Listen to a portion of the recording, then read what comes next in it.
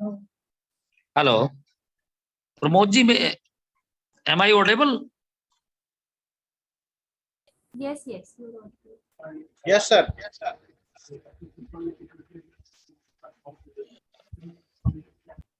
Now I think now how much time we will take to start it?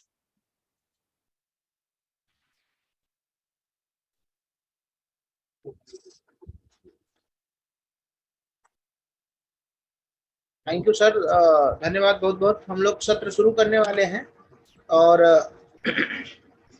इस सत्र को शुरू करने से पहले मैं आप लोगों को एक आवश्यक जानकारी दे दूं। आज हम लोगों के बीच में इस सत्र की अध्यक्षता करने के लिए मैत्री महाविद्यालय के यशस्वी लाइब्रेरियन डॉक्टर प्रदीप राय सर जुड़ चुके हैं। आप लाइब्रेरी जगत के जीते जागते हस्ताक्षर हैं। अगर भीष्म पितामह कहा जाए तो अतिशयोक्ति नहीं होगी।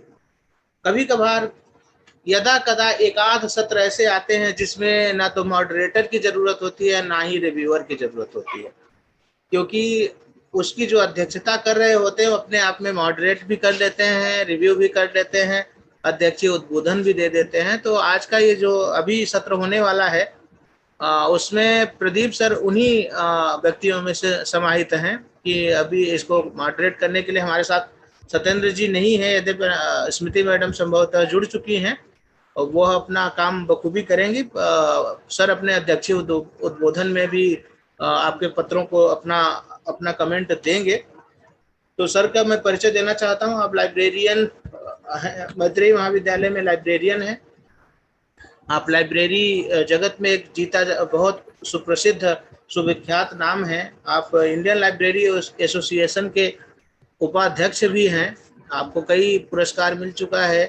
अभी पिछले साल भी आपको पुरस्कार से नवाजा गया है। अगर सर की ब्रीफ परिचय देता रहूं तो मुझे लगता है ये सत्र पूरा इन सर के परिचय में ही समाहित। प्रमोद, ये सत्र पूरा this session will expire. बिल्कुल। And we will be exceeding the time if we'll introduce him. He's such a figure and he's most disabled friendly person in the college. Whenever we need to research or anything, he would be always standing by us and always he's helping us. बिल्कुल। So we welcome you, sir. Sir को मैं अपने organising committee की ओर से sir का स्वागत करता हूं। सर से अनुरोध करता हूं कि सर आप बारी बारी से प्रतिभागियों को बुलाएंगे और हम उन्हें को होस्ट बनाते जाएंगे, अपना पेपर पढ़ लेंगे। अंत में आप अपना अध्यक्षीय उद्बोधन के साथ साथ उनको क्या सुधार की आवश्यकता है अथवा आपको पेपर कैसा लगा उस पर अपनी टिप्पणी कीजिएगा। तो सर अगर आपके पास शेड्यूल है तो ठीक है, अन्यथा इस बारे में मैं आपका नहीं, मेरे पास शेड्यूल है प्रमोद जी। जी सर। मैं एक आपसे रिक्वेस्ट करना चाहूंगा कि मैंने जो है ना मेरे लैपटॉप में वॉइस कम है तो मैं 2 जगह से ज्वाइन किया है। तो मेरा जो दूसरे वाला है जो डॉक्टर प्रदीप राय के नाम से आपके इस पे है, तो अगर आप वहां मुझे वीडियो ऑडियो की सुविधा वीडियो की दे दें ताकि मैं लोगों के प्रपत्र अगर कोई पीपीटी है तो देख पाऊं और मैं बाकी अपने मोबाइल से इंटरेक्टिव रहूंगा। तो वो जब तक आप मैंने आपको को होस्ट बना दिया है। आप अपना वीडियो ऑन कर सकते हैं, एक बार आप चेक करिए प्लीज।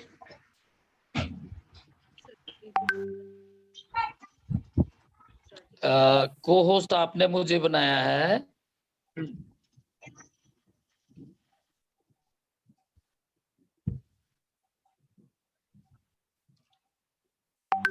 नहीं, वो शायद मेरा दूसरी मेल से एंटर है आई थिंक।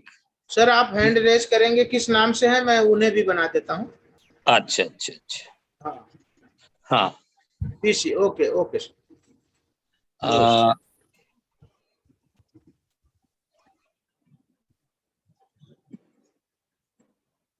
सर अब एक बार आप देखिए, आप कर पा रहे हैं अपने आप को अनम्यूट और वीडियो ऑन कर पा रहे हैं? प्रमोद, कोई बैंगलोर से वीडियो ऑन हो रहा है आप सर? उनको भी उनका प्रेजेंटेशन है, उनको भी को होस्ट बना दो। They are requesting for making them co-host. बिल्कुल। जो लोग इस सत्र में पत्र वाचन के लिए उपस्थित हैं उनसे रिक्वेस्ट है वो हैंड रेज करें, हम उन्हें को-होस्ट बना देंगे। और सर से गुजारिश है सर बारी बारी से नाम आप बुलाएं ताकि उनको जब अपना उद्बोधन देना होगा तो वो उस समय पर मतलब उन्हें कोई परेशानी नहीं आएगी फिर? नहीं आएगी, नहीं आएगी, बिल्कुल नहीं आएगी सर। वो अपने आप से अनम्यूट कर पाएंगे, अन्यथा हमें प्रमोद जी को बार बार रिक्वेस्ट करना पड़ेगा। बिल्कुल सर, कोई इश्यू नहीं सर, हम हैं यहाँ पे। तो मेरे ख्याल भाषा दोनों ही रहेंगी, अंग्रेजी और हिंदी या इंग्लिश, जैसा आप बताएं। इस सत्र में ये सौभाग्य है और हम सभी का सौभाग्य है, प्राय सत्रों में आंग्ल भाषा के पत्र बहुत संख्या में आए हैं, तो हम उस कमी को, हिंदी वाली कमी को हम पूरा कर देंगे। बाकी आपसे गुजारिश है कि आप इंग्लिश में बने रहेंगे ताकि प्रतिभागियों को दोनों तरह की भाषा सुनने को मिले। धन्यवाद sir.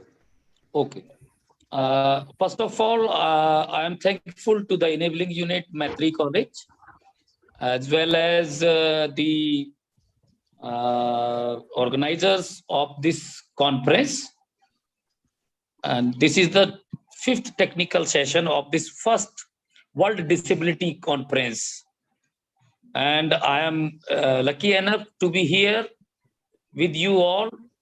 And now I will call upon the participant who has submitted their papers for presenting their papers, and whomsoever is having the PPTs etc. has already been instructed by the Dr. Pramod Kumar Singh. So the first paper in this session is Pawar Amar Maruti's paper is Disability Rights Discourse, an examination of the underlying structure of disability rights. So, Pawar Amar Maruti, please unmute yourself. Yeah, I have unmuted myself. I'll just share my screen. Are you going to present some PPT? Yes, sir. I'm just opening my file, sir. Okay. So is it visible? Like, can you see my PPT? Yes. Okay. Okay. So shall I start? Go ahead. Hello. Am I audible, sir? Yes, sir. Yes, hello. You are very much audible. Yeah. Can I go? Okay. Shall I start the presentation or? Yes. Please start. Okay, sir. Yeah. So first of all, thank you so much to Maitri College and Enabling Unit to provide me an opportunity to present my research paper in this auspicious conference. So the title of my paper is Disability Rights Discourse, an examination of underlying structure of disability rights. So I'm a PhD research candidate in Center for Political Studies in Jawaharlal Nehru University.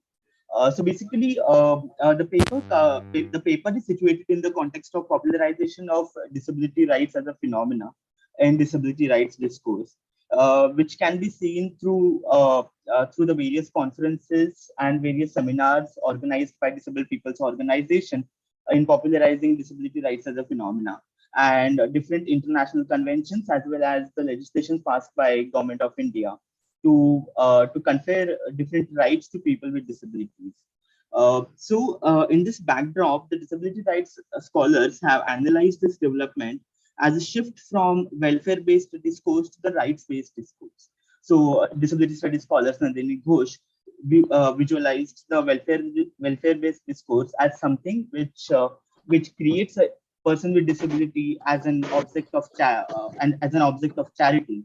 And she claims the rights-based discourse gives an agency to an individual and allows an individual to access his or her agency and articulate their claims.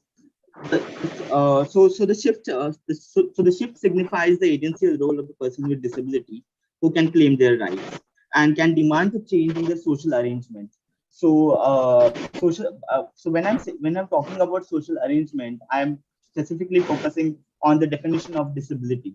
So the definition of disability, which is differentiated from the term impairment, is so impairment is loss of functioning of an individual, and what makes us disabled is the non-suitability of the social arrangement, because of which our impairment gets transformed into a disability. So the rights-based claims or right-based discourse allows us that opportunity to articulate our claims to change this social arrangement, which is not accessible to us. So through this paper, in this context, I'm trying to answer the following questions. So I'm trying to see what are rights actually in the debates of political theory. What does really right constitutes, and what are the potentialities and limitations of the significance of rights for the marginalized communities? How does the framing of rights as social rights and the issues of distributive justice impact their implementation? So coming back to the first slide of my presentation is I'm talking about, so I have read literature around the phenomenon of rights from political theory literature. So basically rights can be explained in terms of claims, entitlements, and individuals' needs and aspirations, which are put forward through statutory legal claims.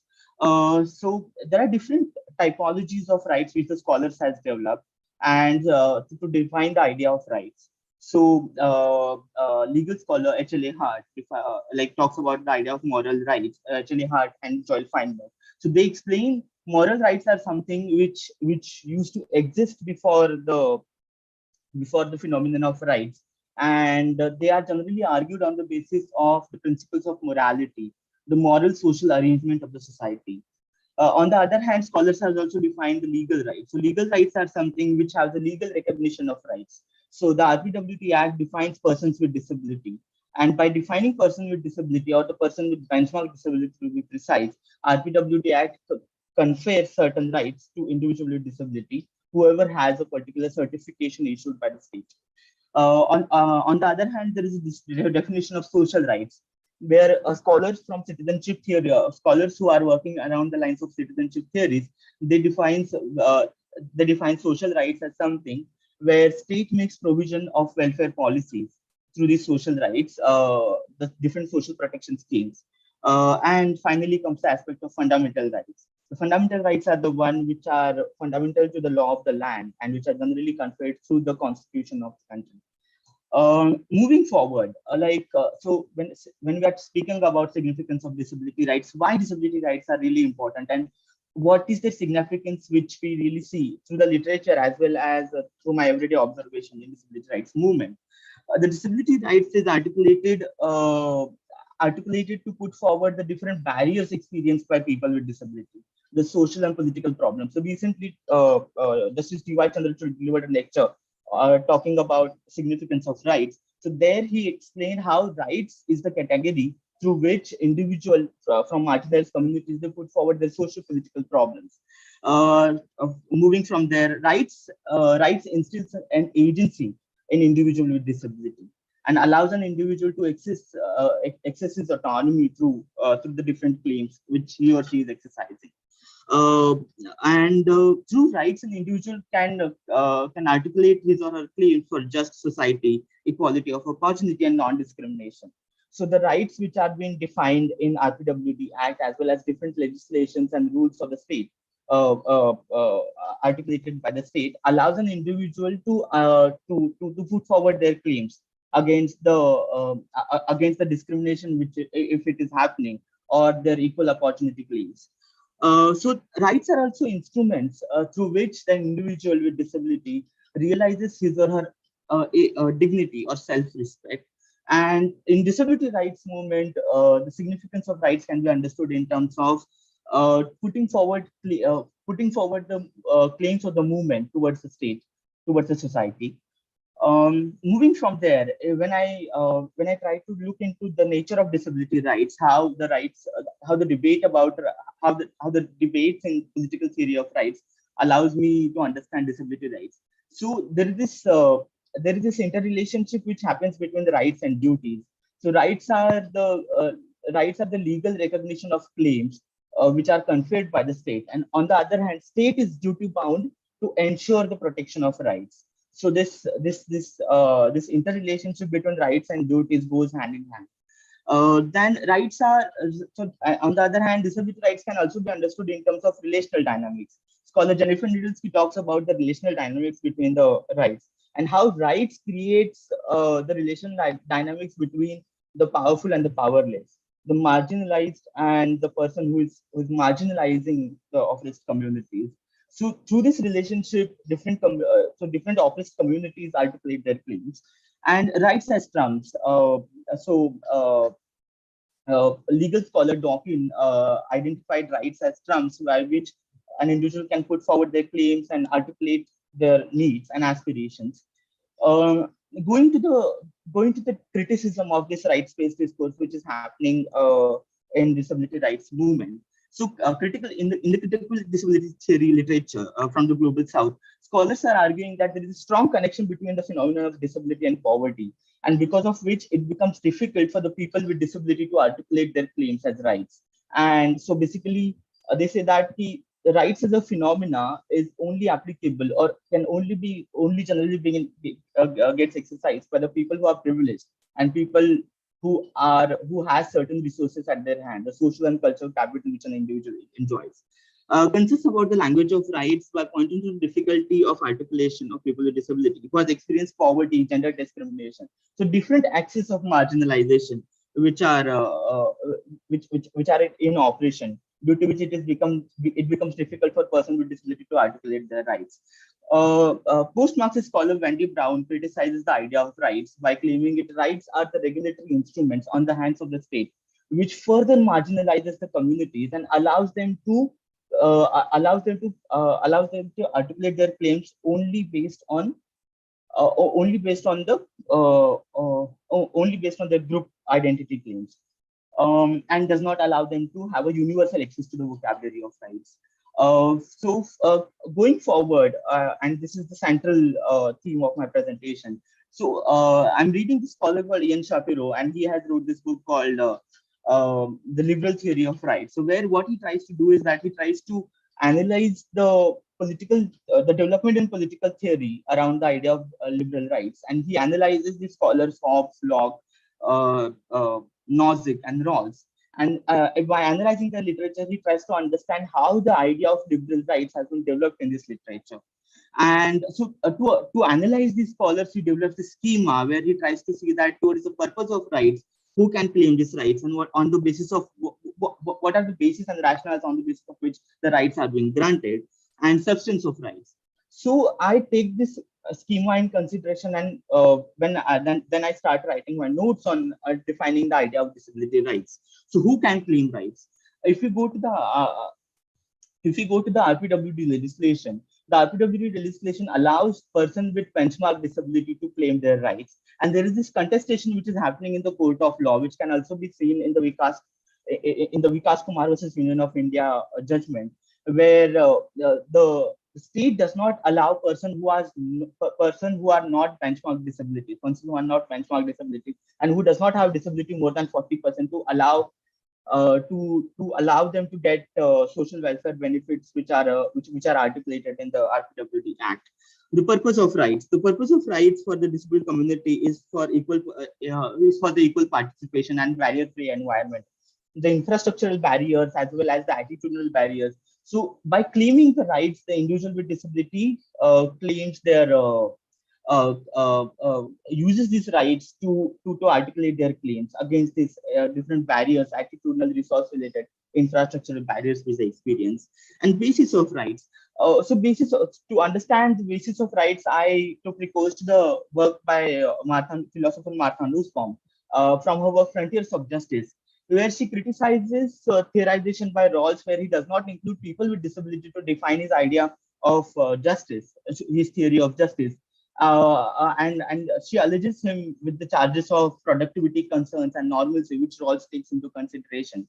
And she articulates for state intervention and to argue against this various kinds of discrimination which individual with disability faces. So that from where I derived the idea of basis of rights and substance of rights. To define the idea of substance of rights, I take recourse to the RPWD legislation and I try to understand. So like my previous work which has been based on higher education and students with disabilities experience, that allowed me to understand what are the reasonable accommodations. So the substance of rights is generally defined on the basis of what substance the rights really have. So reasonable accommodations are the provisions which are made by the higher education institutions to facilitate the access to the students with disabilities in that particular institution. But there is this contestation which happens along the lines of reasonable accommodations, where it allows the institution the liberty to do not have the particular kind of burden if they experience, to not make that accessible accommodation.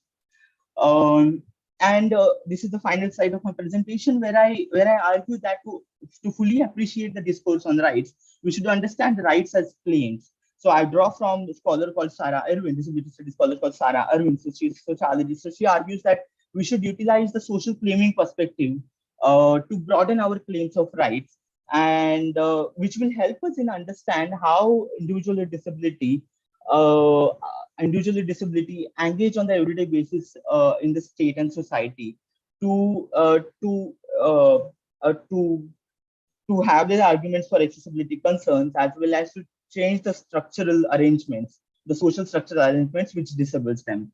And rights as moral articulation. So many of the rights are not recognized in the court of law as well as by the state, but still individual has this moral agency, which is granted by the philosophical literature from the disciplines of law and political science, which allows them to access that vocabulary and articulate their claims. And rights as claim for freedom than justice.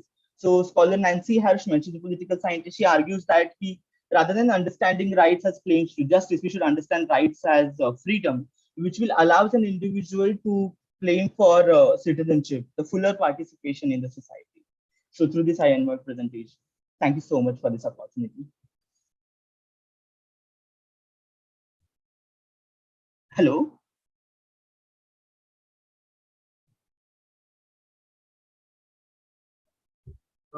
Sir आप muted हैं, Pradeep sir आप muted हैं. Thank you very much, Amar Pawar sir. I think I am audible to all of you right now. Yes sir, yes sir. So Pawar, Amar sir, you have very well delivered your talk, and I want to have that you have given a very clear-cut understanding about the structure of disability rights, and you have very much given that this is not granted by the court of law, and however this is the part of we have to not to claim these, but it should be given by the society itself. So very nicely presented, and definitely we will take some questions later on. Okay, so thank you. Yes, sir. Please stay in the webinar. And now I call upon the next speaker on the topic, the new education policy 2020 and children with disability, Z. Thiravism. So please unmute Thiravism Z. Yes, sir. And start your presentation. If you are having any PPT, then share here. Yes, sir. And please proceed on your topic. And this is need of the hour, that new education policy 2020 and this children disability.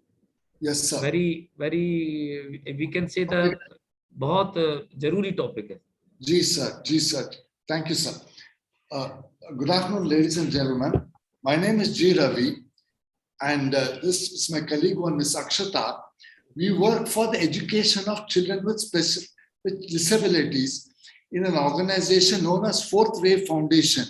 We are based in Bangalore, and we work along with the government to ensure that inclusive education, which is a right, which is actualized at the rural countryside, sir. And now with the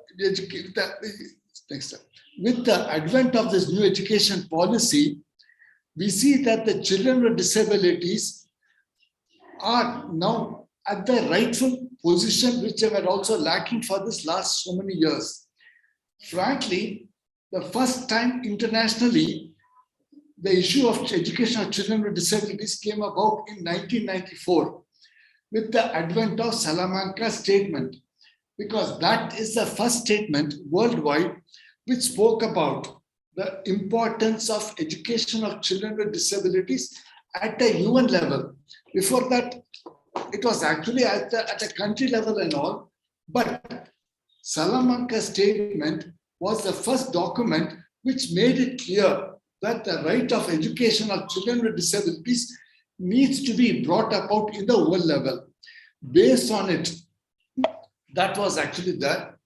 Based on it, we also came up, we had the new education policy. Now, before we go talk about the new education policy, I would also like to talk about the National Education Policy 2020. This derives its base from the Sustainable Development Goal. Goal number 4, which talks about ensure inclusive and equitable quality education and promote lifelong learning and opportunities for all. So this doesn't really spell out children with disabilities, but by and large, it talks about inclusive and equitable and quality, which are the main requirements for the education of persons with disability. These 3 characteristics, inclusion, equitable, and quality, because we see that that is what is lacking in our regular system as such per se.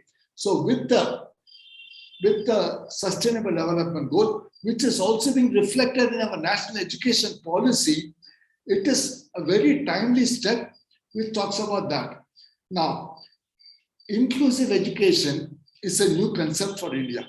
We have had special schools. Actually, when you look at education, we have got special schools, school for the blind, school for the mentally retarded, school for the deaf and all. But it was actually for the first time, even in the Salamanca statement, it did talk about that, but in the UNCRPD, the United Nations Convention on the Rights of Persons with Disability, it for the first time, it referred to the inclusive education, which meant education for all students as participants in the learning process. It involves students with difficulties as equals, enabling their effective learning and participation in all educational activities and practices at school. This is stressing upon the Article 24 of the UNCRPD. The UNCRPD, United Nations Convention on the Rights of Persons with Disability, Article 24, it specifically says education will be the responsibility of the state parties. And state parties, of course, the governments. And the rights of persons with disabilities have a right to education. And with a view to realizing this without any discrimination on the basis of equal opportunity, which is the responsibility of the state parties to ensure inclusive education systems at all levels and lifelong learning directed to the full development of the human potential, the sense of dignity and self-worth. These are very much essential tools for the community of persons with disability. We see that, in fact, to be very specifically, though we have had the right to education, but we see that the children from the lower community, the girl child and the rural countryside, though we have had this right to education, it is not being acclimatized, not being enjoyed by a greater majority of people in our society. For your information, statistically, as per the census, it is around the literacy rate of persons with disabilities is 75. And of this women folk, the ladies, is hardly 54. So that means though we have got these policies and all, we have to strengthen it and so we have to enabling people with disabilities to participate effectively in a free society. Next, please.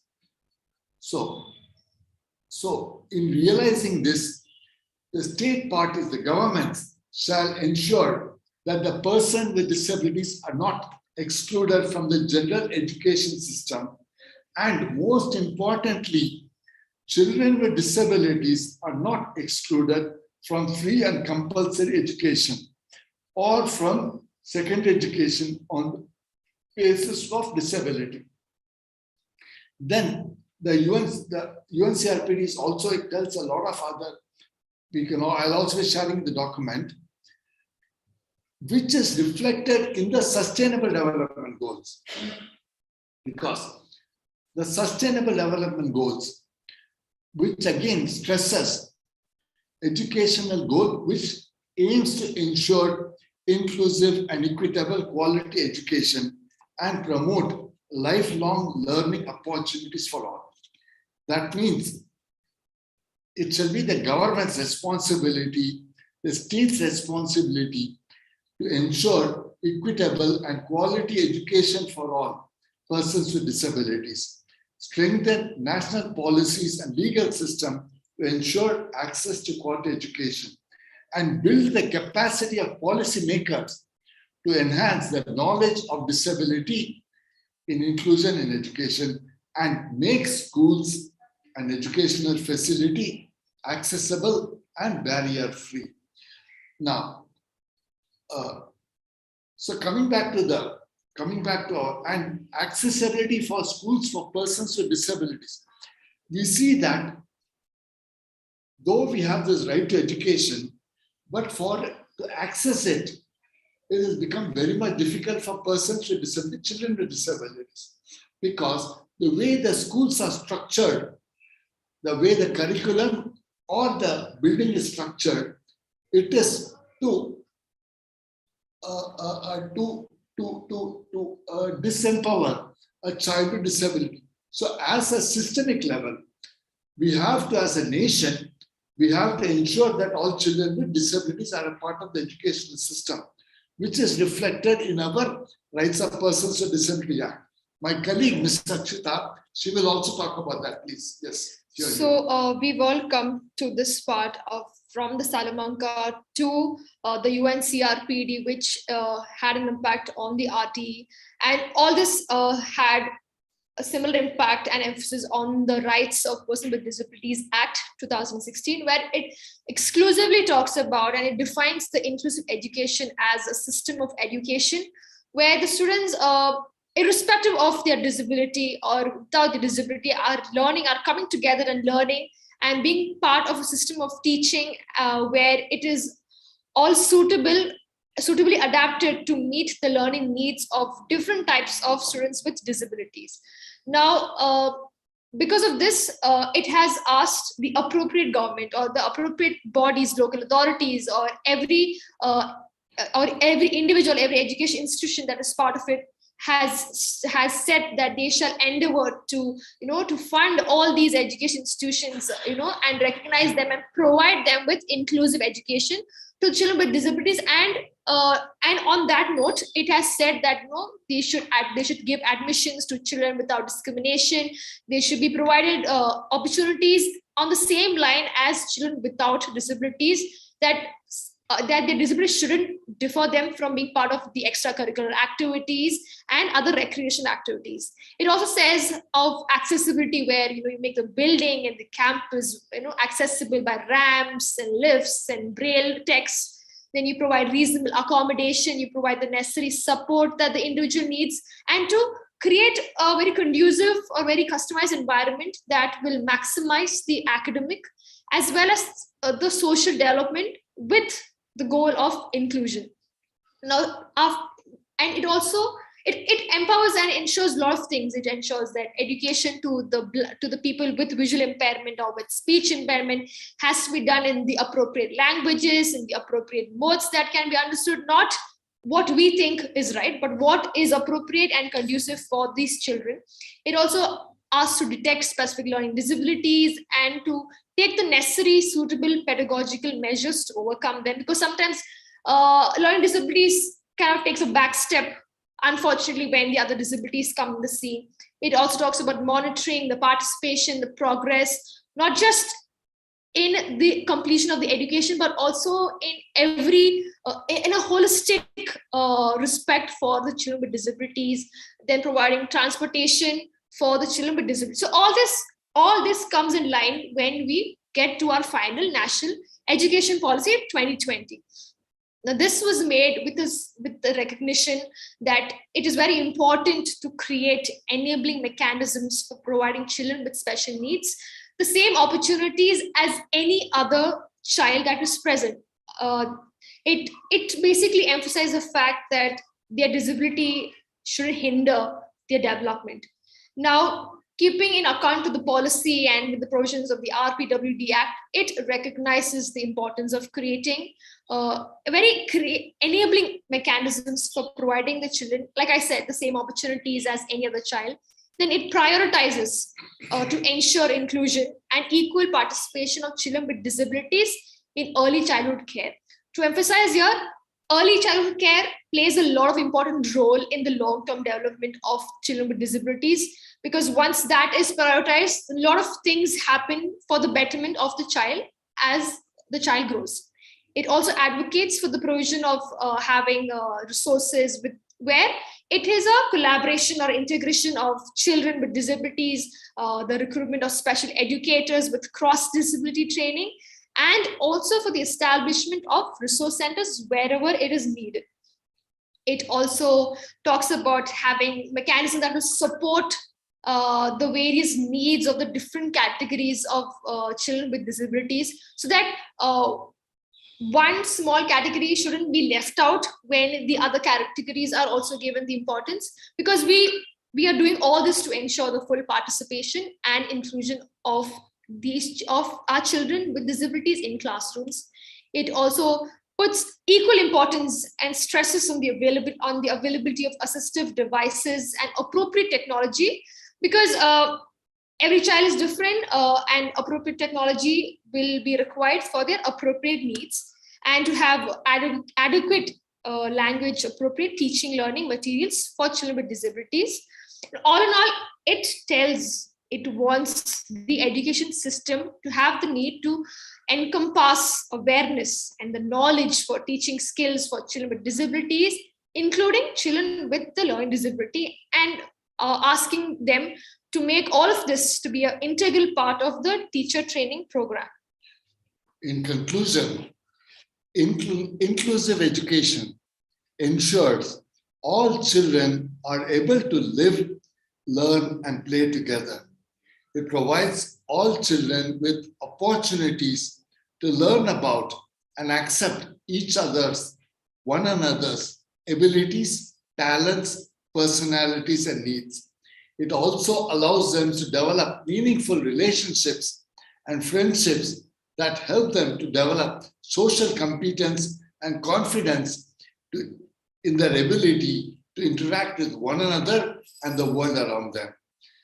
So in conclusion, children with disabilities who are educated along with their peers have a much greater chance of becoming productive members of their society. Thank you. This answers our conclusion. Thank you very much. Thank you, Ji, Thiruvayam Ji, and Akshita ma'am. And really, your presentation is nice one, and you have elaborated so well about this inclusive education part, as well as the madam has rightly indicated about the UNR CRPD. And in the light of 2016 Act, this definitely this NEP 2020 will be a boom for this particular category of the society. And definitely I'm agree with you that there must be a free society for these type of persons.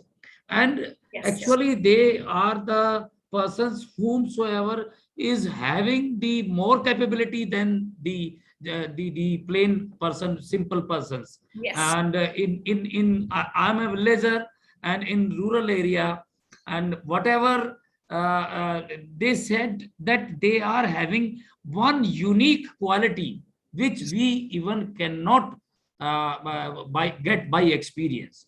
Yes. So this is not and all the times some peoples in the society are want to support. But in my opinion, whatever I have observed in so many times, these persons are having the ability, uniqueness, and they no need to support any kind unless and until they say themselves that please help me. Otherwise, they all the times work very hard. I am in touch with 2-3 persons in faculty member in my college. One of the coordinator told that I am the most because they are the very good person. And even our Dr. Pramod Kumar Singh, he is well versed with the IT. I have never seen a person in my life like that. He is always typing Hindi, English, all interactive. So very good presentation. Thank you very much. Now we are having very short of time, and so I have given the more than the allocated time to you as well. So my request to the further presenters, please conclude within 10 minutes because we are also having the session 6 today. So we go for the next presentation, ensuring equitable and inclusive school education. Primary stakeholders holds the key. Thank me Nalal Dongel. So please unmute yourself and start your presentation. If you want to present PPT, then share your screen and please limit within the 10 minutes. Give your recommendation, your suggestion, your presentation. Please.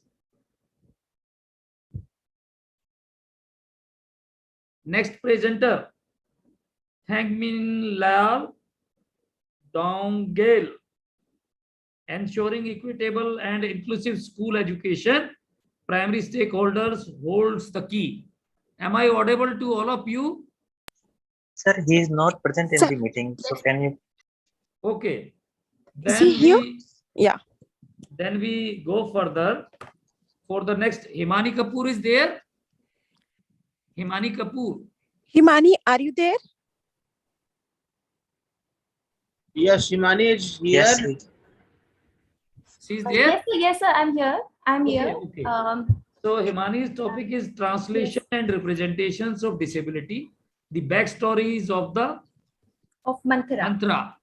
Mantra means mantra. Mantra Dasi. Okay, mantra. So please proceed for your presentation. I have to share my PPT. Okay. I'll just share my screen.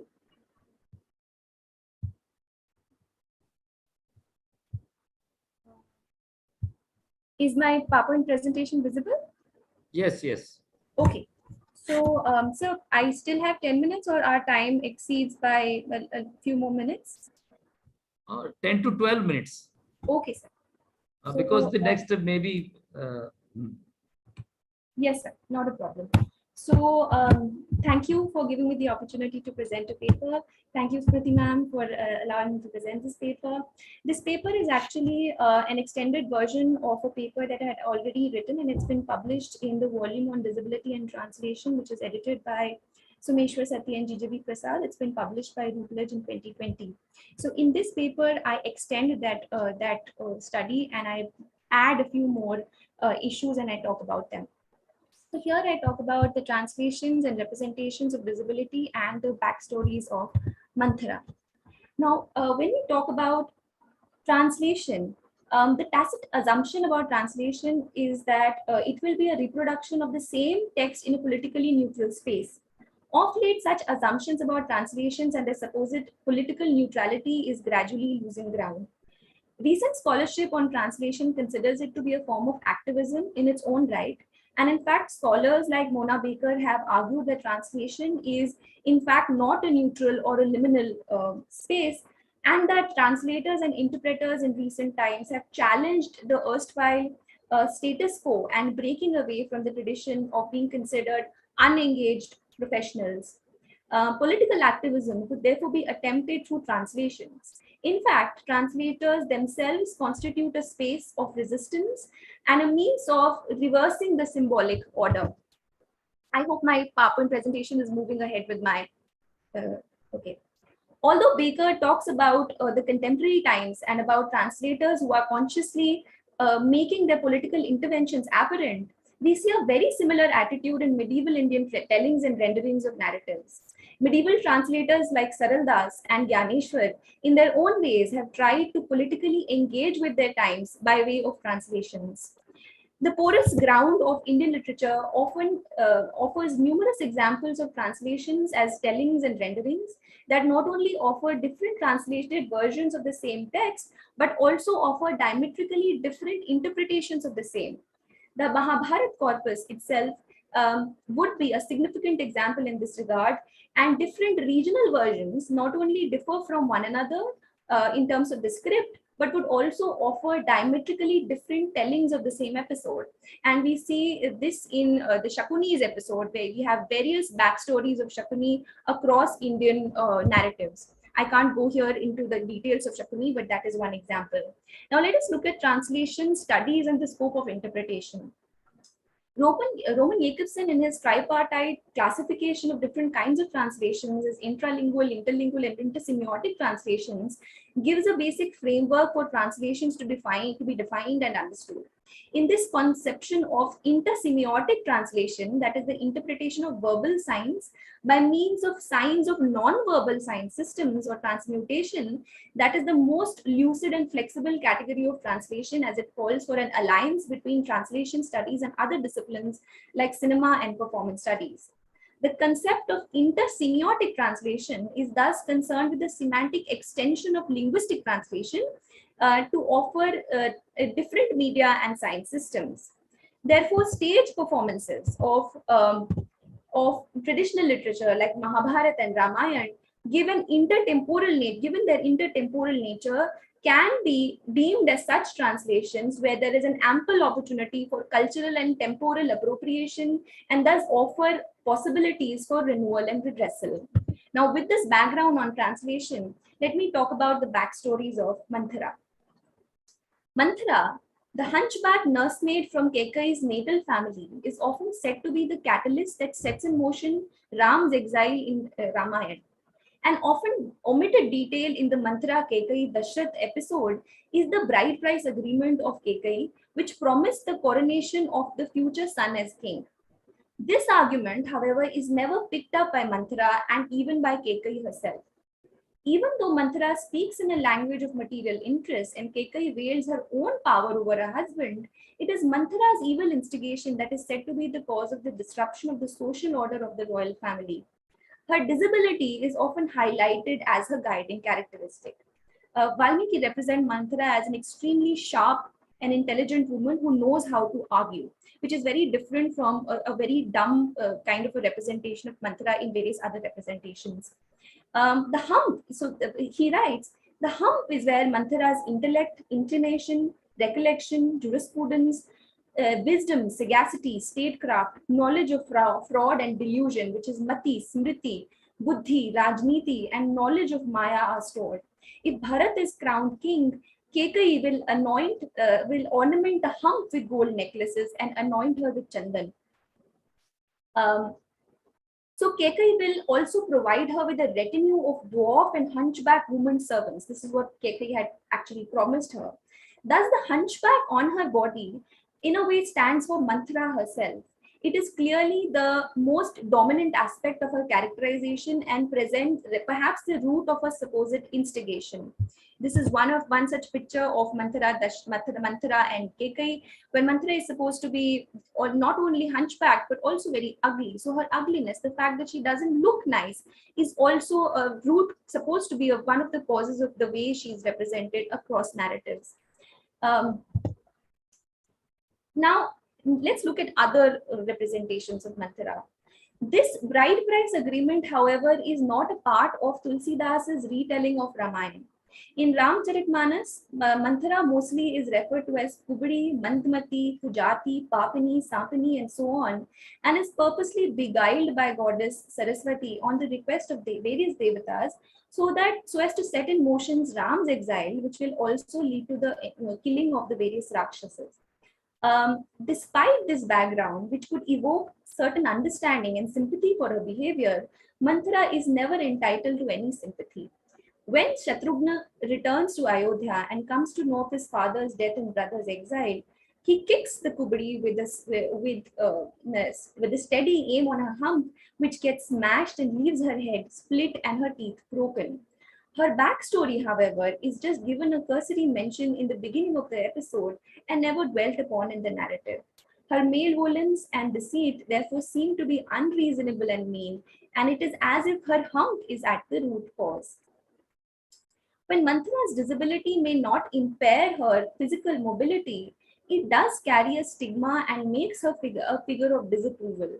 In the beginning of this episode, Kekai reprimands Manthara by saying, "Kane khore kubare kutil kuchali jani, tiya biseshi punicheri, kahi bharat manu muskani," which means one-eyed, the lame, the humpbacked are known to be perverse and wicked, especially if they are women and are especially when they are servants. So saying, Bharat's mother smiled. So this extremely prejudiced distinction about particular kinds of non-normative bodies, which gets further problematic with added gender and caste distinctions, highlights a glaring multi-layered social bias. Manthara's disability is therefore not only physical, there is a distinct gender and caste baggage which comes along with the physical struggle. The backstory of Manthara, however, has mostly been untold. Sage and televised representation of the Ramayana, borrowing a lot from Ramcharitmanas, although Tulsi gives her a backstory, Valmiki gives her a backstory, but the representations do not offer the same to the viewers. So they do not offer variations to her portrayal. The bride-bride's agreement mentioned by Valmiki or the episode of Saraswati intervention mentioned by Tulsidas does not find its way into TV representations. If I have time, I'll just show a short clip of a stage representation. This is a short clip of Manthara being represented. I hope my screen is visible.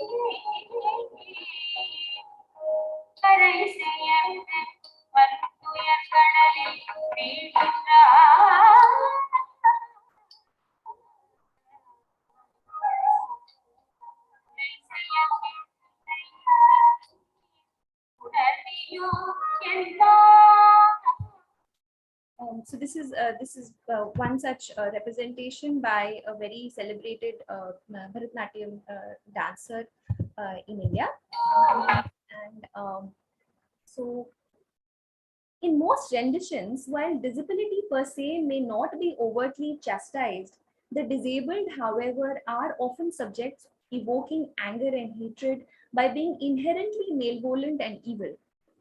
But exceptions to such renditions are possible. An exception to such portrayals of the disabled, however, is Saral Das's depiction of Shakuni. In Saral Das's 15th century Odia poet, Saral Das is an Odia poet who has a thought-provoking works as his legacy, and he deviates in a number of ways from more dominant versions of Mahabharata. In his portrayal of Shakuni, he gives a backstory to him wherein his family is victimized by Bharat clan and he's given the responsibility to take revenge. Therefore, Shakuni's portrayal in Sarala's portrayal of Mahabharata is very multi-layered. So translations, interpretations, and representation can easily counter to the normative assumptions associated with the source text. Stage performances, in fact, could go a step further in assuming the role of changing in erstwhile hegemonic configurations into more meaningful and thought-provoking interpretations. By their very nature, performative arts and survive generations after generations only on the basis of innovations made by individual artists, but also on the tremendous memory banks that the performances rely on. While they may be absorbing for already existing traditions, they nevertheless undercut the practice of reproducing ready-made standard interpretations of literary texts. As one of the puppeteers, they have talked about Mahabharata. So performance does, by virtue of extending the narrative space, use language of translation as a means to reverse the symbolic order and the hegemonic order. Stage performances in the form of theater or dance, as demonstrated in the previous mentions, could make opportunities for creating new cultural encounters. By intervening in the process of narration and re-narration, such performances not only recreate the original, but also construct alternative cultural realities. Whilst being autonomous works in their own right, they nevertheless are intersemiotic translations that seek to subvert the traditional interpretations of given texts.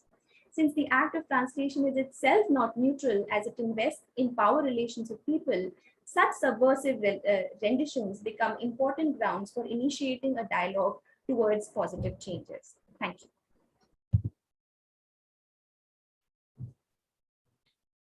Thank you, Himani Kapoor ji, for your paper, and definitely in any society, in any time, we cannot accept the premise of any person regarding, not even for disabled person, even for any person. So thank you for your paper. And if I request the participants, please note down your queries, and we will take the queries in the end of this session. So now I request Mukesh Kumar ji to present the paper on new education policy and disability. Mukesh Kumar is there? Yes, sir. Yes, sir. Are you listening, sir? Yes, yes. You are very much audible. Okay, And sir. Okay, sir. please take 10 minutes so that in the end we can take the questions or any addition or any opinion of the participant, which is very much necessary. So please. Okay, sir. Okay, sir. I'm presenting my presentation. I'll take a few seconds, if you won't mind. Okay, okay. Take your time, and if you want to present PPT, just present. Yes, yes, sir. I'm sharing my PPT.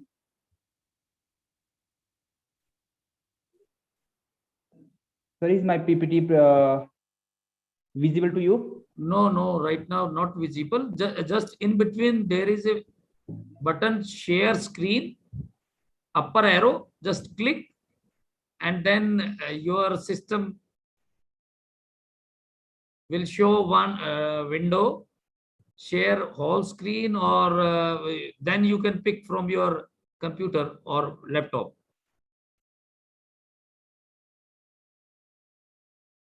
Am I audible? Mr. Mukesh Kumar ji. Yes, sir, you are audible. Mukesh ji, if you have problem, please share your PPT with us. We will present. Mukesh has left, I think, meeting. He must be joining back. Mukesh, are you there? Maybe for presenting, he left the meeting. So in the meantime, we can take the next presenter to save the time. And next presenter is Tejaswini Nandkumar Dev. Sir, he has come back. Mukesh has come back. Yeah, yeah.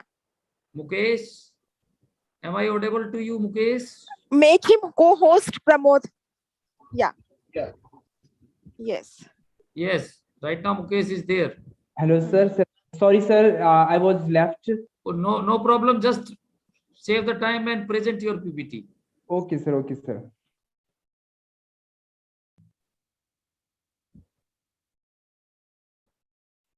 Sir, is my if you are having any problem, you can share. Yes. Is visible to you, sir? Yes, yes, visible. Now okay, share your PPT. Sir, due to network issue, I have to connect through my cell phone. Okay, okay. Right now it is okay. Okay, sir. Okay, sir. Thank you so much, sir. Thanks for giving this opportunity. So my topic of the presentation is the new education policy and disability. I'm Mukesh Kumar, a research scholar from Department of Education, Himachal Pradesh University. First of all, I will talk about the introduction of my topic presentation. That's the introductory part. The National Education Policy 2020 or NEP 2020 has replaced the earlier education policies, that is 1968 and 1986. The national education policy is developed as the most advanced and visionful policy for Indian society. The national policy has been drafted according to the latest problems and challenges in education with their proper solution and remedies. This policy has considered the educational recommendations of previous for the provisions of a person with disabilities mentioned in the Rights of Person with Disability Act 2016. In broader aspect, we can say that the National Education Policy 2020 is the implementation part of Rights of Person with Disability Act 2016. Now I will discuss जो हमारे अभी तक के previous commission committee या act disability के field में आए थे, उनका एक ब्रीफ सा इंट्रोडक्शन में दूंगा कि डिसेबिलिटी की फील्ड में अभी तक क्या क्या हुआ था, कौन कौन से रेवोल्यूशन, कौन कौन से अमेंडमेंट की गई थी। सबसे पहले अगर मैं बात करूं तो कोठारी कमीशन हमारे पास आता है, that is 1964 to 66, which emphasized education for person with disability for setting up the National Institutes for Person with Disability. National institute setup किए जाएंगे अकॉर्डिंग टू कोठारी कमीशन के हिसाब से। National institute of for person with disability will be set up.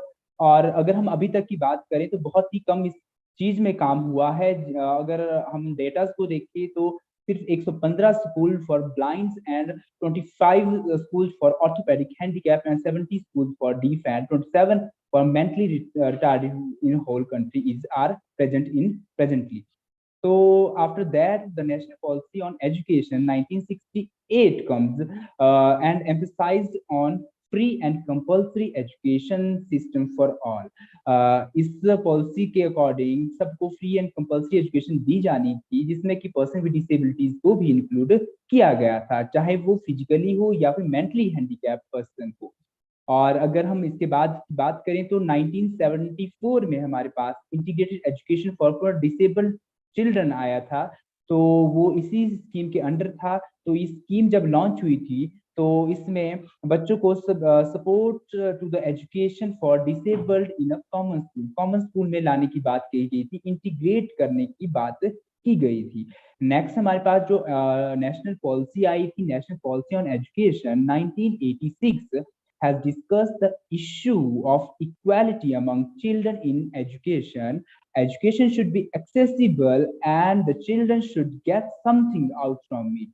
Admissions of mildly disabled children and locomotor impaired children in general school, whereas severely disabled children facility of special schools should be given. This policy also focused on the training of to teacher to teach inclusive classroom, यानी कि जो हम inclusive education की बात करें, inclusive classroom या inclusive environment की बात करें तो 1986 वाली पॉलिसी में भी इसका जिक्र किया गया था कि बच्चों को हमने जो माइल्डली डिसेबल्ड बच्चे हैं उनको क्लासरूम में लाना है और जो सीवियर डिसेबिलिटी वाले हैं उनके लिए स्पेशल स्कूल इस्टेब्लिश किए जाएं और एक एक्सेसिबल एनवायरनमेंट में, एक इंक्लूसिव एनवायरनमेंट में उनको एजुकेशन दी जाए।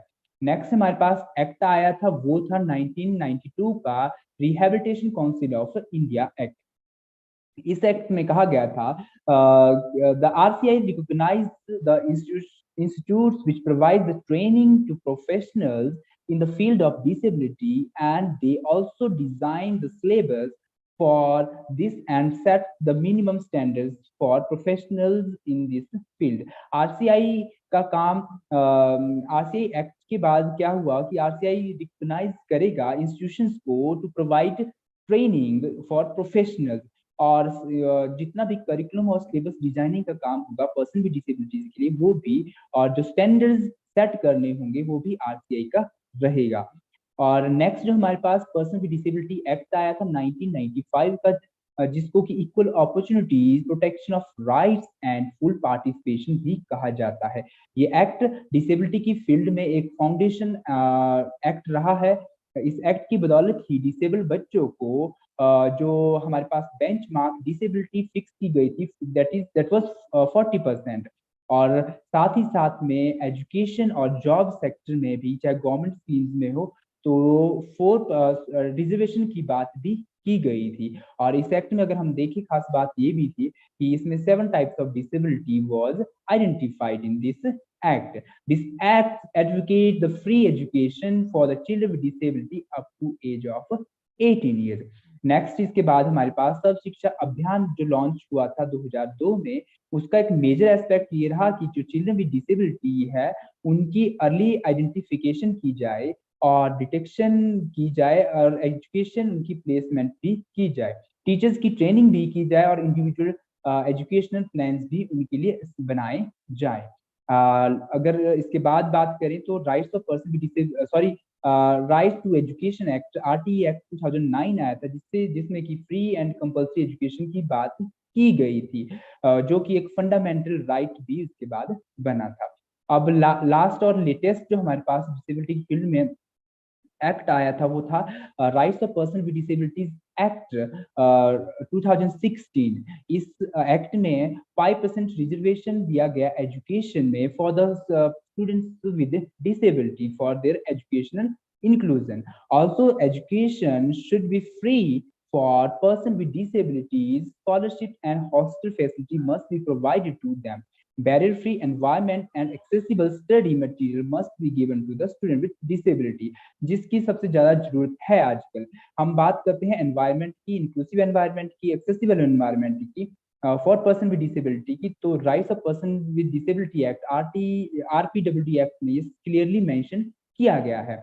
अब हम बात करेंगे जो हमारे पास लेटेस्ट पॉलिसी आई है, that is national education policy. इसका plan for inclusion of person with disability in education में क्या रोल है। तो national education policy 2020 has introduced a new term called as socio-economic disadvantaged group, that is SEDG. A broad group of marginalized children has been identified and will term as socio-economic disadvantaged group. The children with disabilities form a major part of socio-economic disadvantaged group. The NEP 2020 built on the foundation pillar of that is access equality, affordability, and accountability. These four pillars lay the stone for the inclusion of persons with disabilities in education. National Education Policy 2020 has clearly stated that the education of persons with disability should be according to Rights of Persons with Disability Act 2016, which covers total 21 types of disabilities. Under Rights of Persons with Disability Act, the education of disabled students must be in inclusive manner, which means that persons with disabilities and non-persons with disabilities will take education under same roof. National Education Policy 2020 signifies the role of special educators with cross-disability training and special need rehabilitators or professionals to cater the special need of persons with disabilities. The special educator will be offered as certificate courses during or after pre-service mode, either full-time or as part-time, or blended courses again at multidisciplinary college or universities. Greater synergy will be enabled between the course curriculum of National Council for Teacher Education and Rehabilitation Council of India to ensure adequate availability of qualified special educators who can handle subject teaching as well. Next, this policy directs every school education institute to establish the special resource centers in schools for children with disability or severe disabilities. This education policy advocates the continuous support to children with specific learning disability from foundation level, that is from play school to high level, with flexible curriculum, suitable technologies, and assessment procedures. The National Education Policy 2020 also ensures the universal access to education for persons with disability at all levels schooling, that is from primary to higher or PhD levels of education. To ensure the enrollment of persons with disabilities in higher education, the National Policy 2020 has directed the universities to constitute a high-level committee. This committee will ensure that there is no discrimination with persons with disabilities, and their fundamental needs pertaining to the academic and journal life are ensured. ये बहुत बड़ा एक national education policy 2020 का role रहेगा कि हर एक universities में एक ऐसी कमेटी कॉन्स्टिट्यूट की जाए ताकि डिसेबल बच्चों के साथ, डिसेबल चिल्ड्रन विद डिसेबिलिटीज के साथ किसी भी तरह का डिस्क्रिमिनेशन, चाहे फिजिकली, मेंटली और किसी भी अदर एक्सपेक्ट को लेकर ना हो. This policy also puts stress on home-based quality education for children with severe and profound disability who are unable to go to school. Through this, the policy tries to ensure universal access to education and to increase the literacy rate. Resources will be provided to those parents who are willing to give home-based education for their child as per Rights of Persons with Disability Act. The children under home-based education must be treated as equal to any other child in the general system. There shall also be an audit of home-based education for its efficiency and effectiveness using the principle of equity and equality of opportunities. The technology-based solution will be used for the orientation of parents and caregivers, along with wide-scale dissemination of learning material to enable parents and caregivers to actively support their children's learning needs will be accorded priority. While preparing the national curriculum framework, give the highlights and don't try to read out, है ना? Okay, इससे sir. क्या होगा कि लोगों को भी लगेगा कि Okay, आप sir. बस रीडिंग कर रहे हैं. So give Okay, the sir. main Okay, sir. points and you have already crossed your time limit. Okay, sir. Okay, sir. So barrier free access दिया जाएगा पर्सन विद डिसेबिलिटीज को according to NEP 2020. इसके अलावा बहुत से हर एक institution में assistive devices provide किए जाएंगे बच्चों को ताकि वो लेटेस्ट टेक्नोलॉजी के यूज हो और अपनी डिसेबिलिटी के अकॉर्डिंग स्टडी मटेरियल को रीड कर सके. NIOS that is national institute for open schooling को यह काम दिया गया है कि साइन लैंग्वेज का मॉड्यूल तैयार किया जाए और इसमें हमारी रीजनल लैंग्वेज को भी साइन लैंग्वेज में चेंज किया जाएगा. नेशनल एजुकेशन पॉलिसी में बात की गई है स्पेशल एजुकेशन जोन की, जिसके अंडर कुछ ऐसे जोन्स आएंगे जो कि बहुत ही डिसएडवांटेज ग्रुप होंगे. डिसेबिलिटी भी इसका एक पार्ट रहेगा और इसमें एक मेन एस्पेक्ट इसका परख रहेगा. परख means performance assessment review and analysis of knowledge of holistic development. एक असेसमेंट का क्राइटेरिया है ये जिससे कि बच्चों को असेस किया जाएगा उनकी लर्निंग और दूसरी डिसेबिलिटी के बेस पर उनको असेस किया जाएगा और अकॉर्डिंगली उनको ट्रीट किया जाएगा. जो स्टूडेंट विद डिसेबिलिटी है उनको इक्वल ट्रीट किया जाएगा दूसरे नॉन डिसेबल्ड बच्चों की तरफ से और इंफ्रास्ट्रक्चरल फैसिलिटीज भी उनको इक्वली प्रोवाइड की जाएगी. और इसके अलावा मैं कंक्लूजन पे आऊंगा अभी डायरेक्ट कि national education policy 2020 reforms about bridging the social category gaps in access, participation and learning outcomes in schools and university level education. Implementation of NP 2020 will go long way to moving towards the direction of disability rights movement in the country.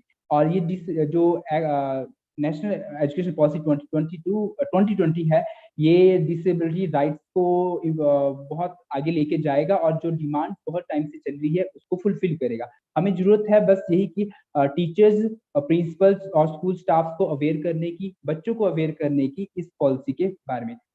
Thank you so much sir. That's all about my presentation. Thank you. Thank you, Mukesh sir, and you have given the very descriptive details about this new education policy and disability. Thank you, sir. So thank you very much. And our next presenter is Tejaswini Nand Kumar Dev. representation of disability and sexual agency in Margarita with a straw. Presenter is there? Yes, please. Tejaswini Nand Kumar Dev.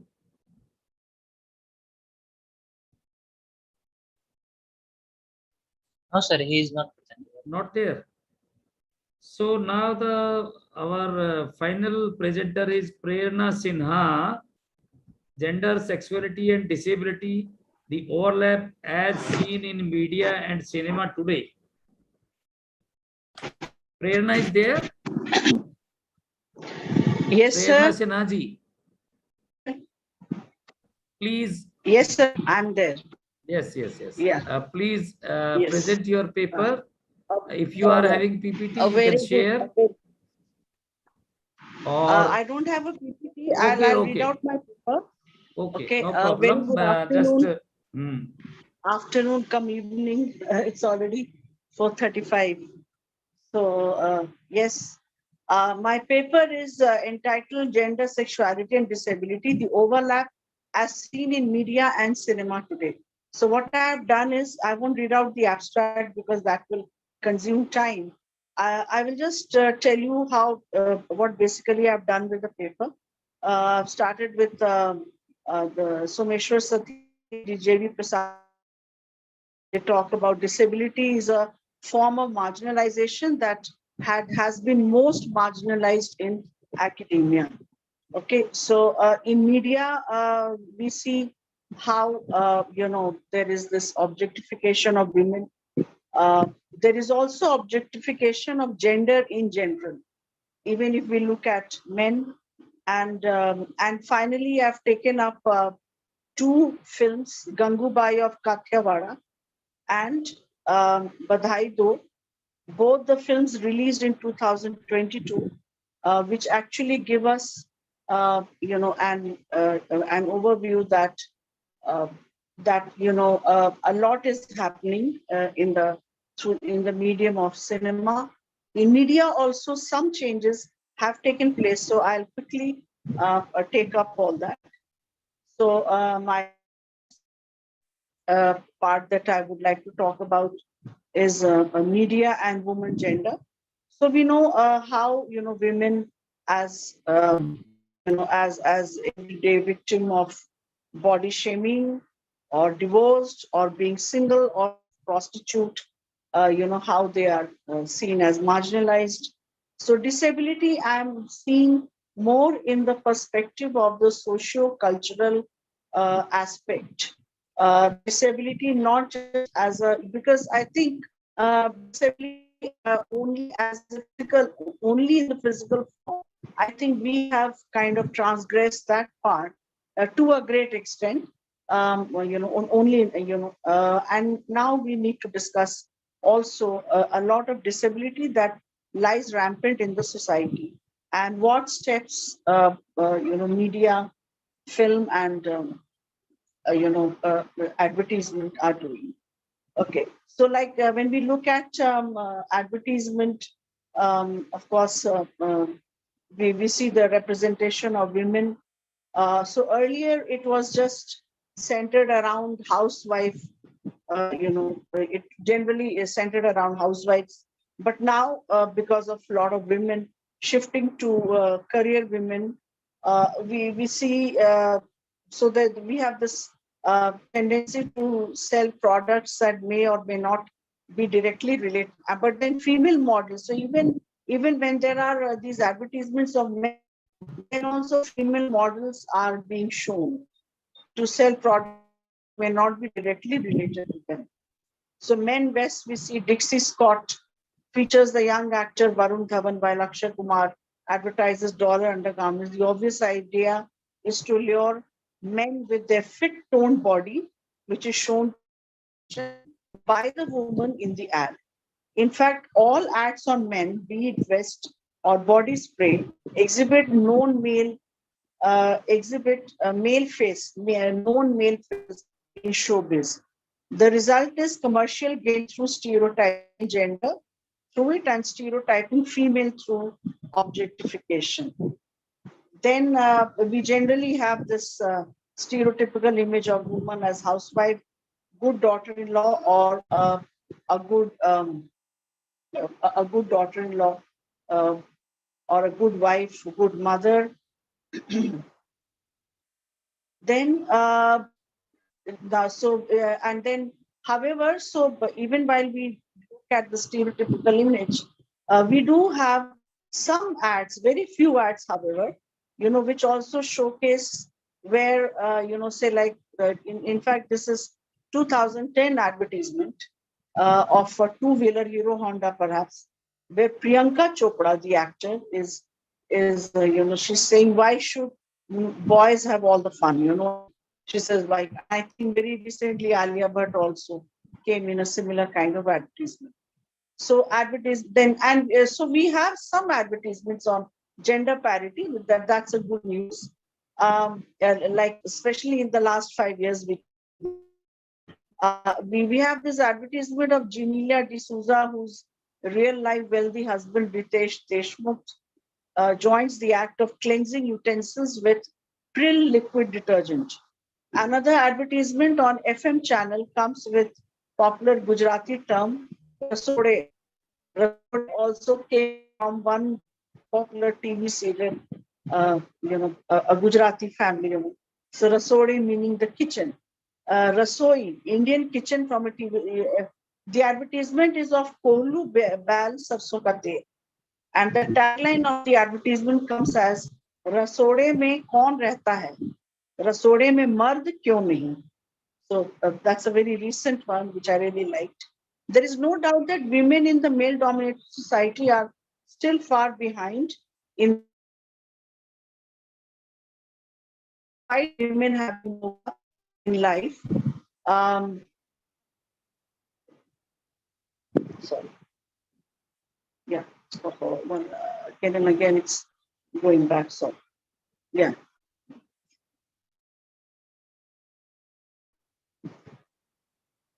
Then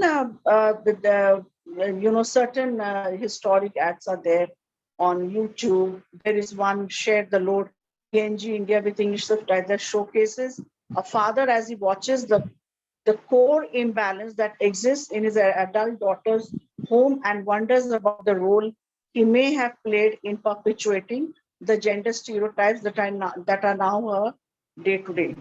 Where his wife, his daughter, she's a career woman and she's taking care of all the chores, like it usually happens in many of the homes, in many of our houses, where women are career women, and yet they are taking care. So the father, he blames himself that maybe I never looked at it, and that's how my daughter is on the lines of her mother. Then we have some more. Yes, there's this very interesting ads on Indian television that showcase young, simple, educated daughter explaining to her father how he should not share OTP with an outsider. Okay, then banking sector, there is this also a very interesting ad where the husband, he wants to put the nameplate of his wife. And the wife says that don't do it. People will, that they might just, joke on us. He says, why, when you have availed the loan, why shouldn't the people get to know? Rather, many others are going to copy us. So MetLife, and there are some of these ads where, husbands are shown to take care of their wives, taking care of their back pain with a hot water bag, or so and so forth. So body shaming, media and female body. So you have Yami Gautam. She said in a newspaper article recently, I want to tell aspiring actors that should never fall for such body shaming comments. Keep honing your skills until you reach your goal. And she narrates that when she came from Chandigarh, she was often told, if you didn't have this kind of nose, probably you look more pretty, etc., etc. Similarly, you have the case of Vidya Balan, who also said, I fought for many years, because I was fat and I wanted to look like others, but then, and because there was always this humiliation of being judged by others. So, Fair and Lovely, for instance, Fair and Lovely ad that we have. And after that, we also have Fair and Handsome ads for men. Okay, that has also been taken for the men. So you have the 5 or 6 packs men make men making others insecure. So there are some theoretical, detailing on by authors Jill Marshall and Angela Wendy in the language of television. How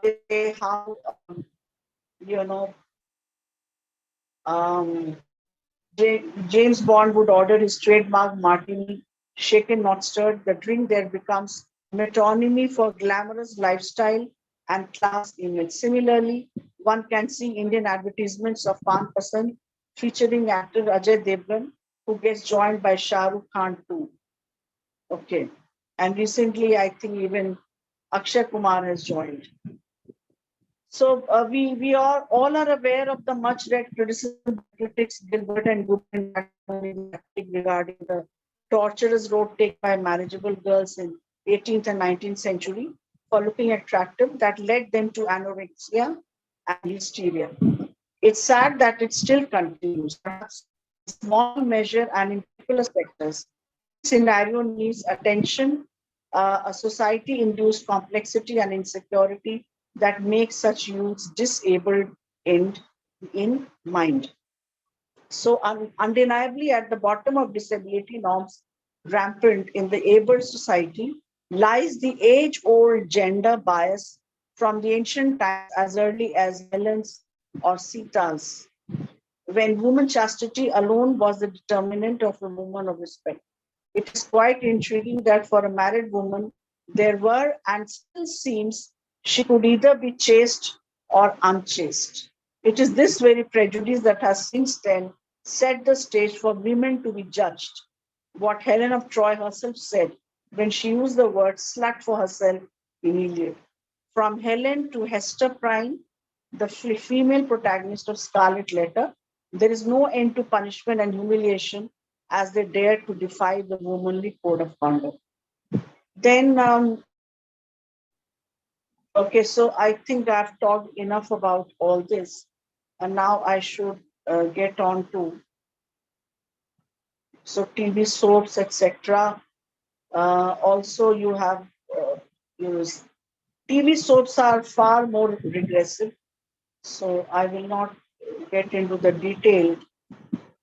So I will ex hote rehte hain, boyfriends can continue becoming ex anyway. This is all taken from television. Gender and disability in 2 recent films. I've come down to this. So cinema compared to television has had a more ending and historically for its larger than life appeal and for the inevitable short duration content that audiences can relate to. So in television, I've discussed in detail, how as I said, they are far more safe, and especially when it comes to women. So disability, as far as women are concerned, the woman gender is concerned, is seen most. Women still, following the trope of Sita and Draupadi, they have to go on suffering, and they have to wait for 7, 10 long years for finally for that, and they go through a long redemption until justice comes to them. So compared to television, cinema, is it's far more relatable. Though cinema too has dovetailed around commodification of women. In the last 2 decades, one can discern certain filmmakers transgressing the limited agency of gender as a whole. Gangubai of Kathiawadi and Badhai Do represent 2 diversely opposite societies, both doomed and disabled, have been selected to showcase the apathy of patriarchy towards women, that is the fallen gender, gay, homosexual, and lesbians, so as to show how the messages of chastity and unchastity can become interchangeable. The film Gangubai of Kathiawada, released by Sanjay Leela Bhansali, based on S. Hussain Zaidi and Jane Borges' hard-hitting book Mafia Queens of Mumbai, chronicles Ganga's rise to power and fame from a dimmer small-town girl in Gujarat to the undisputed queen of Kamathipura in Mumbai. So women, the review of the film says, women invitingly standing at the doorstep of a kotha brothel in the bustling bylanes of South Mumbai's infamous red light area Kamathipura is a scene that is real, tragic, and dramatic.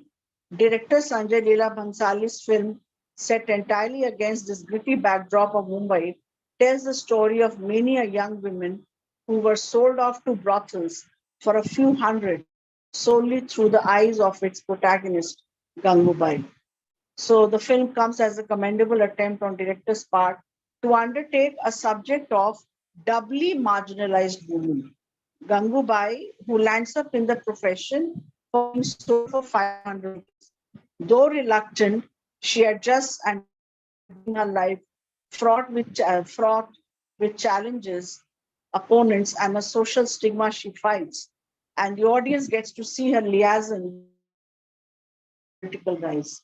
The film brings to the fore some poignant truths about the lives of sex workers and raises some hard-hitting questions and callousness that is real in the society's disrespect and humiliation by those very women they visit to satisfy their carnal desire, but treat them as dirt publicly. Through this film, Bhansali has tried to sensitize the people towards the apathy and hatred they show to those because of whom prostitution thrives. He has successfully unearthed the hypocrisy of the men and paid reverence to this illustrious prostitute who took this bold step to provide respect and dignity to her profession, and the prostitutes who insisted that even their profession should be treated like a job that gives the employees right to take leave or say no to a client when one is not inclined to give services. The film may have stirred different feelings to the audience, but Bhansali has certainly picked up a subject that blurs the lines between ability and disability, ability.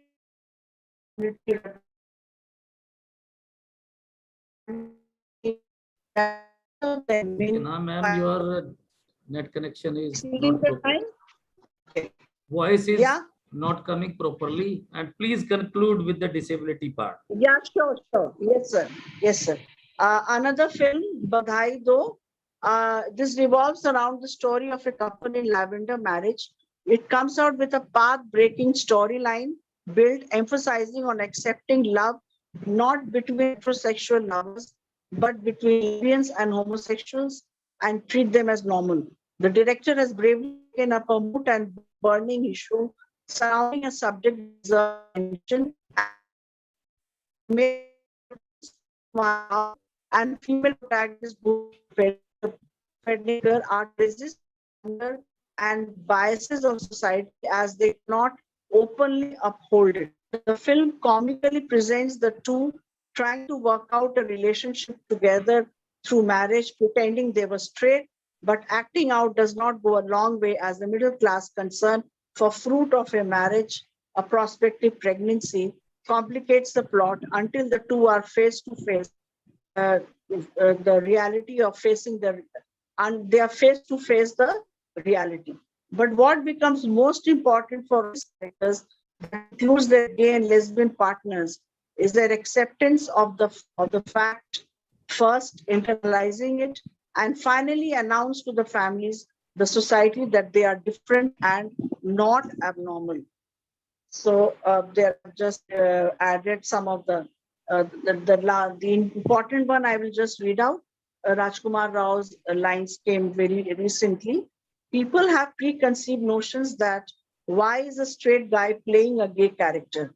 Rajkumar Rao had come for a queer film festival concluded on June 12, 2022. I'm glad that people from the community who saw the film loved it. I've met so many people who saw the film and told me that nobody could have played it better than Bhumi and me. This is a fact that gay characters have rarely been portrayed in Hindi films realistically and with sensitivity. But Shardul in this film looks very real and believable. Then I just conclude. So we have films corresponding to female voice and consciousness are large in number, and so are the advertisement TV serials, but some reality shows too may be studied and discussed. So both the films, they undertake gender, sexuality, and disability, which point to women and transgenders from the margins who assert their sense of identity and garner respect, which is the basic human right. And every human being deserves to overcome various forms of disability, and with disability becoming social biases is quite possible. Bearing with me. I don't know why I wasn't audible.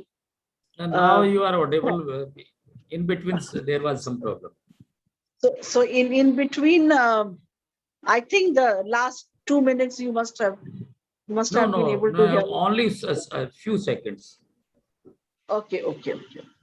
Thank you, sir. So thank you, Prerna ji. You have given a very nice presentation about all these things and given so many live experiences, or we can say the examples of even the latest one of Rajkumar Rao. So Yes. definitely you have correlated very well all these points with the theme of our conference.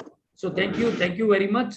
Now I request all the participants, if you are having, however, we are running the time behind because we have given so much of time to the participant for sharing their views. Otherwise, I thought we must have the 10 to 15 minutes to discuss or take some more questions. So I request you, if you are having any 2-3 questions, not more than 3. So if anyone want to ask any question or even add in a minute or two, so please raise your hand. Any question?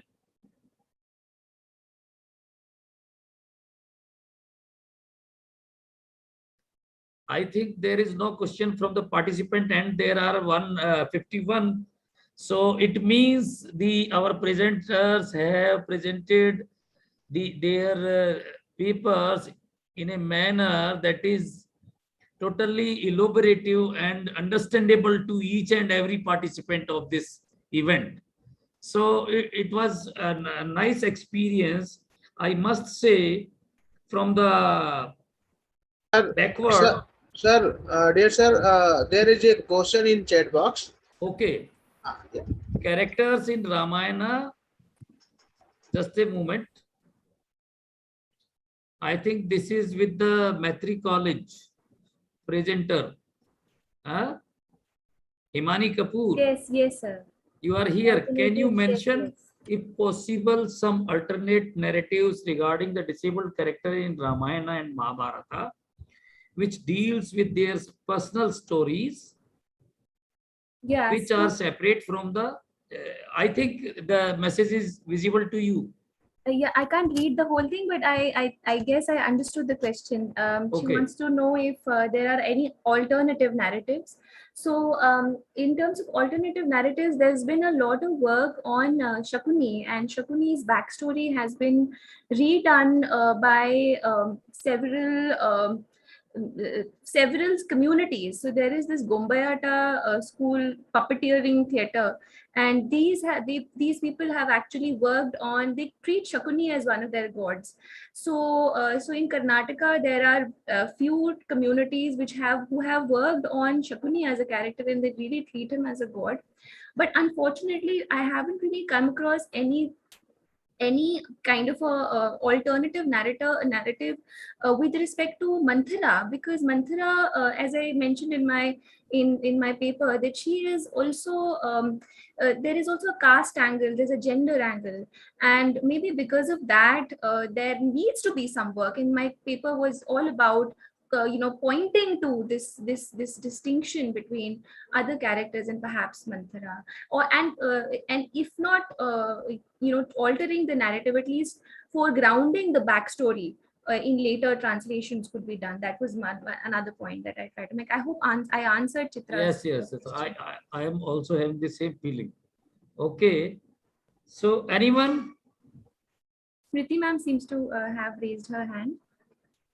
Smriti, Dr. Smriti Singh. I think वो उन्होंने गलती से उठा दिया होगा.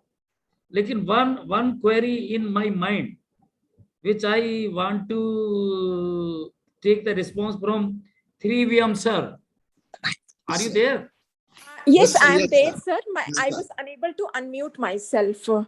I could answer for this was my research topic also. Okay. And if you'll see in Mahabharata and Ramayana and in all the Puranas, mostly there are positivity has been given to disabled characters like blind and everything. But you see, not beautiful, like hunchback, right? Okay. Either there is character like Divyang, with extraordinary power and too good, right? Like beyond human capability. That kind of categories are also existing there in all the Indian contests.